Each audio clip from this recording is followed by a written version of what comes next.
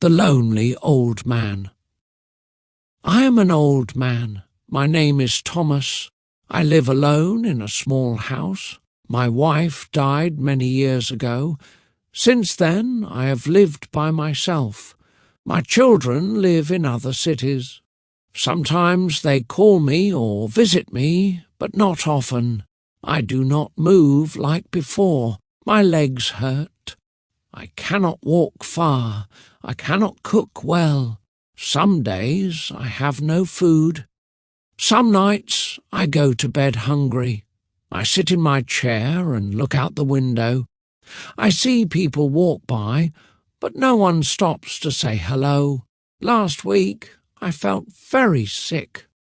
I could not stand. I could not eat. My neighbour heard me call for help. He took me to the hospital. The nurse gave me a bed. I stayed there for many days, but no one came. Not my son, not my daughter. I waited and waited. I thought they would visit me. I thought they would bring soup or flowers, but they did not come. I know they are busy. They have work, they have families, but I am still their father. I cared for them when they were small. I worked hard for them. I gave them everything. Now I sit alone in this hospital bed. Every day in the hospital feels the same. I wake up early. A nurse brings me a small breakfast. I try to eat, but I have no appetite. Then I wait. I look at the door, hoping to see my children. I hear footsteps in the hall and think, maybe now. But it is always a doctor, a nurse, or another patient's visitor, never my children. Sometimes I look at the clock and count the hours.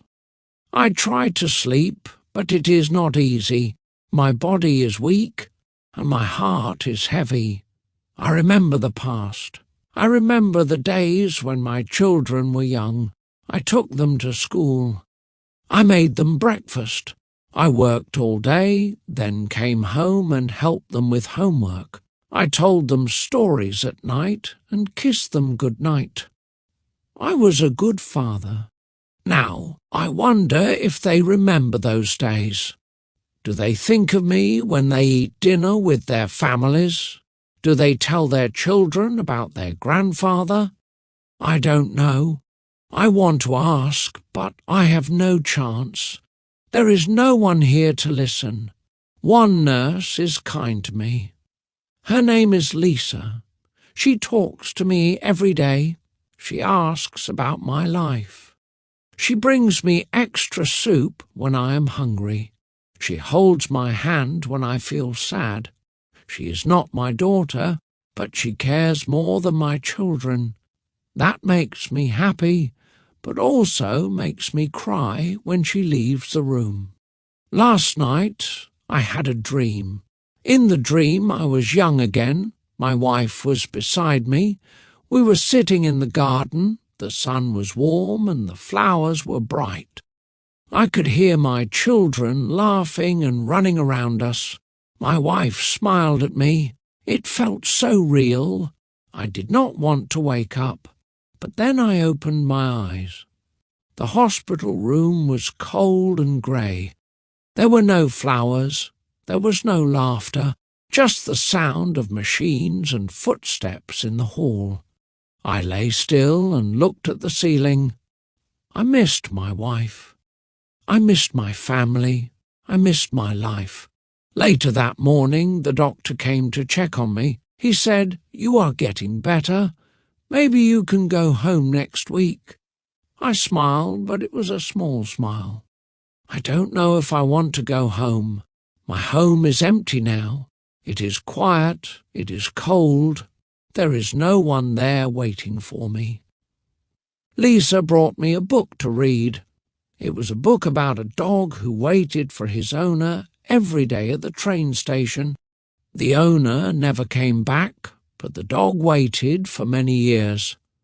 I felt like that dog. I wait too. I wait for my children. I wait for a visit, a call, even a message. But the days pass and no one comes. Sometimes I tell myself it is okay. They have their lives. They are busy. I try not to be sad.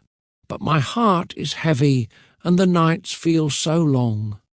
This morning I watched the rain fall outside the hospital window.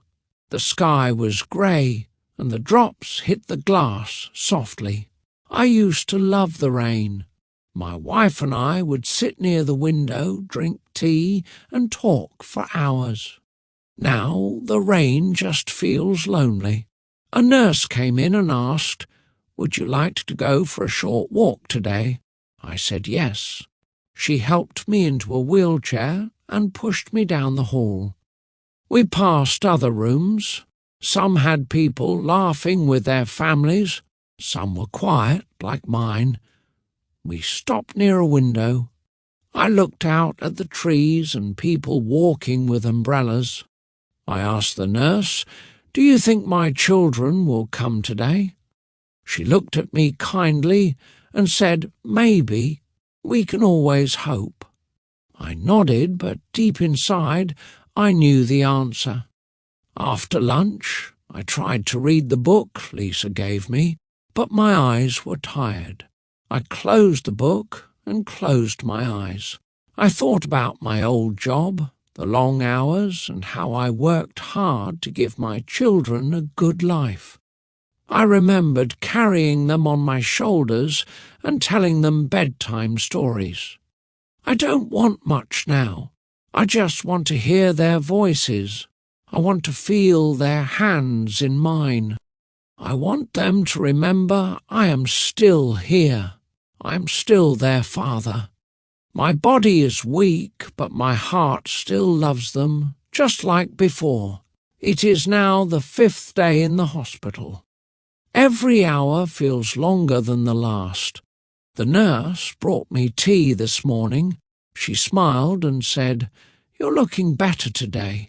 I thanked her, but I didn't feel better. My body is weak.